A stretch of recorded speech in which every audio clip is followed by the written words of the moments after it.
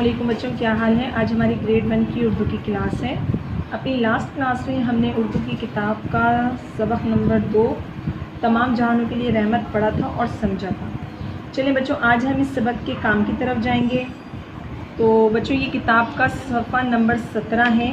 इस सफ़े पर मौजूद अल्फाज, मायनी और सवाल जवाब हम अपनी उर्दू की कॉपी में करेंगे। ठीक है, तो पहले इसके अल्फाज और इसके मायनी को हम पढ़ते हैं ताकि हमें करने में आसानी हो। पहला लफ्ज़ है पड़ाव डालना। पड़ाव डालने की मायनी है ठहरना, क़याम करना। दूसरा है उम्मत, ऐसी जमात जो किसी नबी की पैरवी करे। तीसरा है तलकीन करना, सिखाना। इसके मायनी है सिखाना या नसीहत करना। इसके बाद अल्फाज है बिलबिला उठना, और इस बिलबिला उठने के मायनी है तड़पना या बेकरार होना। फिर है निढाल, जिसके मायनी है सुस्त, थका हुआ।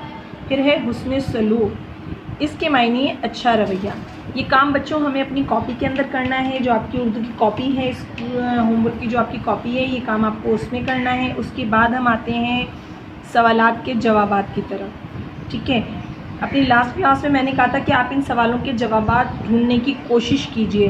उम्मीद है आपको मिले होंगे, और अगर नहीं मिले हैं तो चलिए मैं आज आपको इन सवालों के जवाबात जो हैं वो ओरली बताती भी हूँ, और फिर मैं इसको रिटर्न आपको भेजूँगी व्हाट्सएप के ज़रिए, जहाँ से देख के आप अपने इस काम को कर सकते हैं। ठीक है, इसका पहला सवाल है अली मानो को क्यों भूल गया था।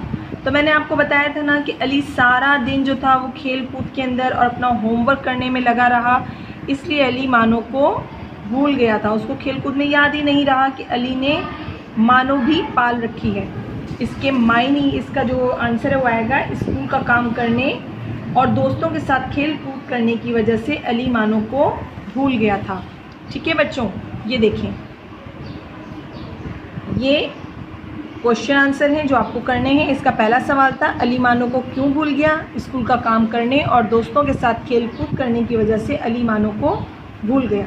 इसका सवाल नंबर 2 है रहमतुल्लिल आलमीन का क्या मतलब है। ये मैंने आपको समझाया भी था, और अब जवाब में भी मैं आपको दोबारा इसका आ गया, इसी का मैं आपको जवाब जो है वो इसके अंदर लिखा हुआ आ गया है कि रहमतुल्लिल आलमीन का मतलब है तमाम जहानों के लिए रहमत। सवाल नंबर 3 है ऊँट ने नबी करीम सल्लल्लाहु अलैहि वसल्लम से क्या शिकायत करी। तो उसका जवाब है ऊँट ने नबी करीम सल्लल्लाहु अलैहि वसल्लम से अपने मालिक की शिकायत की कि वो उसे भूखा रखता है और बहुत काम करवाता है। सवाल नंबर 4 आग बुझाने का हुक्म किसने दिया था। इसका जवाब है आग बुझाने का हुक्म हमारे प्यारे नबी सल्लल्लाहु अलैहि वसल्लम ने दिया था। सवाल नंबर 5 है हमारे नबी सल्लल्लाहु अलैहि वसल्लम ने आग बुझाने का हुक्म क्यों दिया था। तो इसका जवाब है चींटियों को तकलीफ़ ना हो या वो जल ना जाए, इसलिए हमारे नबी सल्लल्लाहु अलैहि वसल्लम ने आग बुझाने का हुक्म दिया था।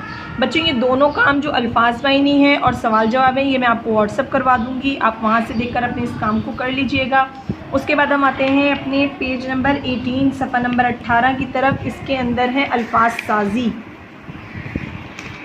ठीक है बच्चों, इसके अंदर जो ये अल्फाज नंबर ऊपर है अल्फाज साजी, तो इस सवाल के अंदर दिए गए अल्फाज के हुर्फ अलग अलग करके लिखें।